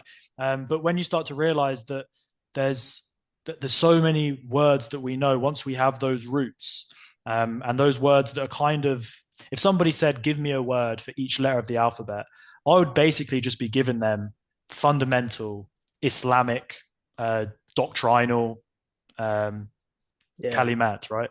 yeah, yeah, yeah. Because that's the things that come to mind quickly. When it comes to what I'm learning now at my like beginner stage, these A1 vocabularies about like animals and like toothbrushes and whatever random stuff.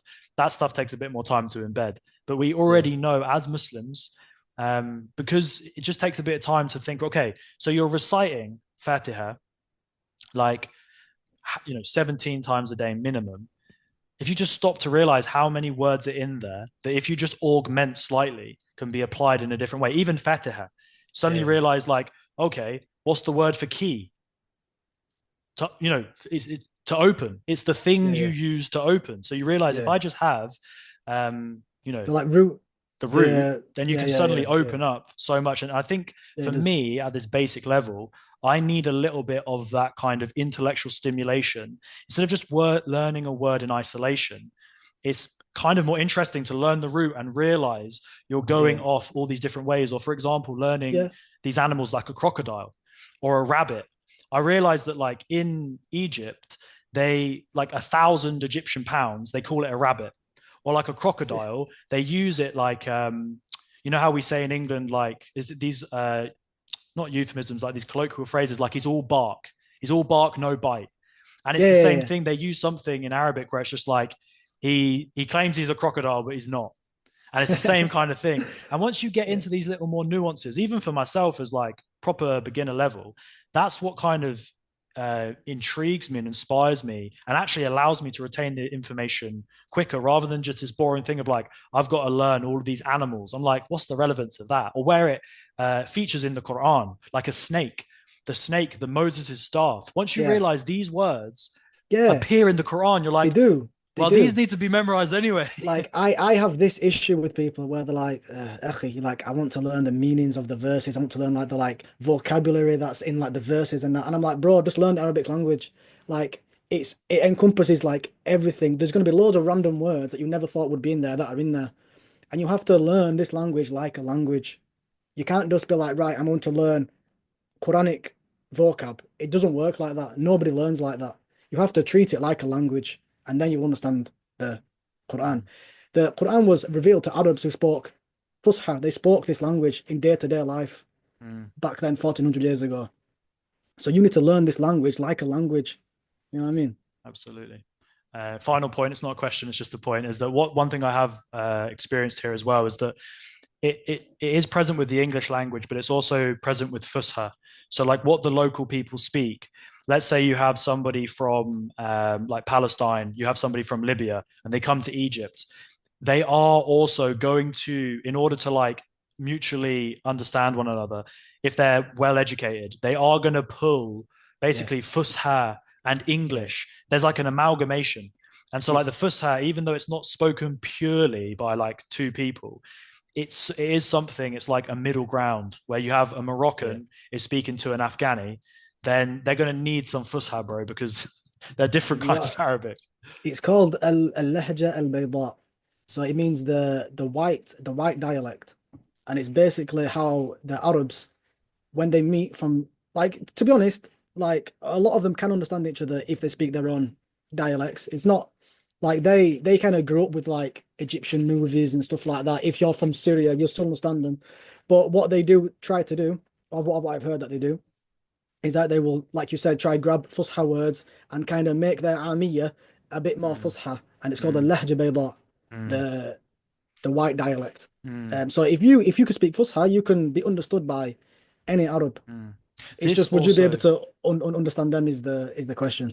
that yeah, I mean, what one example comes to mind, which is so for example, before we started recording, and I was eating my apple, and I was like, "Sorry, bro, I'm just finishing this apple." And you're like, "Nah, stress, like scran it, right?" Now the funny thing is, bro, like I lived in Manchester, like my in-laws, they're from Manchester, so they're using scran. Let's go scran some, you know, get some scran, take it to the Yeah, yeah, gaff, right? yeah, Standard yeah, stuff. yeah. But we was playing paddle, which is this wicked game that we've kind of got into a little bit while we've been in Egypt, which is I don't know if you've come across it. I never did. It's like a form of like it's kind of like tennis, but way more fun because tennis is Right. kind of is difficult to play if you don't know how to play it. This is like a Yeah, yeah. table tennis, so it's easy for the beginner. Everybody's good at it. Anyway, there were some guys from London there, and so my brother said, "Oh, we're going to go get some scran, take it back to the gaff." And these lads from London looked and they were like, "We've heard of gaff, but what is scran?" And it's the same thing where if you're speaking to somebody who, Yeah, they're not from your area, yeah. you're not going to use certain words in it, which No, is, no, yeah, scran is basically kind of like a dialect. It's a northern yeah, thing. yeah, So you yeah, just replace it with the standard word, which is food. And I think that's yeah, kind of what the Fusha is. It's a more kind of standardized yeah, form of the language rather than yeah. If you slangy. to like get into dialects, it's a rabbit hole, man, because you've got dialects within dialects. So, there's different parts of Egypt that have got different dialects to each other. Different parts of Saudi, you've got the Nejdi dialect, you've got the Hijazi dialect. Uh, they've got dialects within dialects. But for us as Muslims, Fusha is the priority, and I don't see anything wrong with learning any kind of dialect that you want to. I think they're cool. Like I'm interested in any Arab that I meet. I'm interested like how they speak and stuff like that. Everybody can have a hobby. You can all if you want to play football, play football. If you want to learn Saudi dialect, learn Saudi dialect. But your priority should be Fusha as a Muslim because that is what that's what your whole religion is in. You know what I Mm. mean? Absolutely. Yeah. Well, may Allah make it easy for everybody who comes across this video, the whole ummah, I mean, to memorize not only the Quran, but to get I mean, acquisition in the Arabic language to the point where, I like I mean, say, inshallah, bro, let me say this, yeah. Um, Imagine, Allah knows best, Allahu Alam, down the line, 3 years, 6 years, 9 years, 12 years, inshallah, we're still alive, we can be doing, and we'll have many more interviews, inshallah. Imagine sitting down in person in 10 years' time and we speak for 2 hours and it's in straight Fusha, brother. it was Can you sick, man. imagine that? And Inshallah. something that's missing. I was speaking to my dear brother. This is the my sister-in-law's husband. So basically my brother-in-law, in it. And Yeah, we both live in Egypt, mashallah. And he was saying a distinct gap in the market, right, is how many foreign but people who speak English as a second language are doing, speaking, they're doing Islamic lectures and stuff, but their first language, they might be whatever it is, Arabic, Urdu, whatever, but they're giving khutbah or they're giving advice, they're doing YouTube videos, they're speaking in English, but it's this yeah, high level. He said, how many English brothers like us are learning Arabic to a high level where we're giving the lectures, we're communicating the religion to the native speakers of that language. Bro, I don't. You might have come across Obeyed Fox, yeah, yeah. the young brother. Now he's spitting Arabic in his videos. He Grew up in Saudi, innit? grew up in Saudi, so Yeah, he's one example of a young brother who's kind of using Arabic in his content.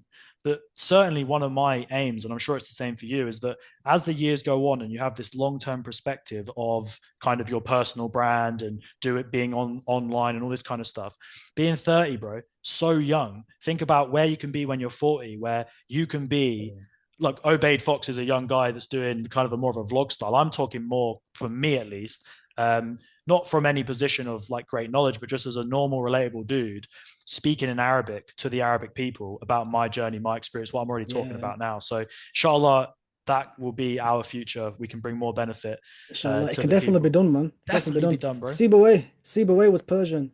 They call him the father of Nahu. He was Mm, Persian. It can definitely be done. Definitely, absolutely. 100%. Absolutely. Bi'idhnillah. So, like I say, massively appreciate your time, mate. It's been an absolute joy. Barakallah fikum. Fik And barak. I will be keeping an eye out, of course, with all of the um, content and material that you release. May Allah put barakah in it, shower His blessings upon everything that you do, make Amen. every decision that you make in the near and medium term easy for you. And yeah, bro, like I say, we'll do it again, inshallah. Thank you for Assalamu having me. alaikum wa rahmatullah. Wa alaikum assalam wa Big up rahmatullahi your wa good barakatuh. self. Until next time, brother. Until next time.